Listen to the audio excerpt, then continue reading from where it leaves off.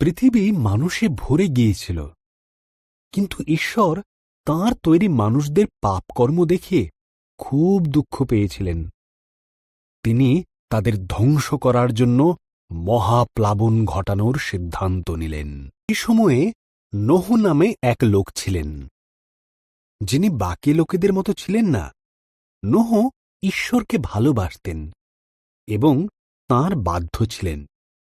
ঈশ্বর নোহ ও তার পরিবারকে মহাপ্লাবন থেকে বাঁচিয়ে রাখার কথা ভাবলেন।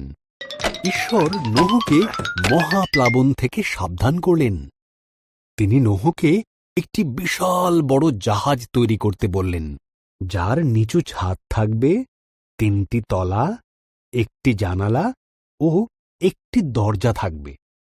নোহ ঈশ্বরের কথা মতন জাহাজটি তৈরি করলেন। বললেন, প্রত্যেক ধরনের পশুর থেকে জোড়ায় জোড়ায় পশু সংগ্রহ করতে, 1টি করে পুরুষ, 1টি করে স্ত্রী।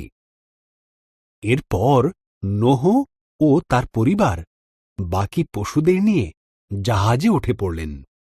ঈশ্বর জাহাজের দরজা বন্ধ করে দিলেন। 40 দিন 40 রাত ধরে অবিরাম বৃষ্টি হয়েছিল।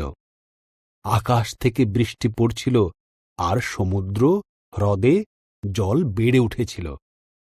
এর ফলে পৃথিবীর উচ্চতম পর্বতগুলিও মহাপ্লাবনে ডুবে গিয়েছিল। তাই নোহ আর তার পরিবার ও অন্যান্য পশুরা জাহাজে নিরাপদে ছিল এবং তাদের জাহাজ মহাপ্লাবনে ভাসছিল। ঈশ্বর এক মুহূর্তের জন্য নোহর কথা ভোলেননি। ঈশ্বর বাতাস পাঠালেন, জলের স্তর নেমে গেল, জাহাজটি আরারত পর্বতে থেমে গেল। নোহ একটি ঘুঘু পাখিকে বাইরে ছেড়ে দিলেন। যখন পাখিটি আর ফিরল না, তখন তিনি বুঝতে পারলেন পাখিটি এখন নিরাপদে আছে। শুকিয়ে যাবার পর ঈশ্বর তাদেরকে জাহাজ থেকে বেরিয়ে আসতে বললেন।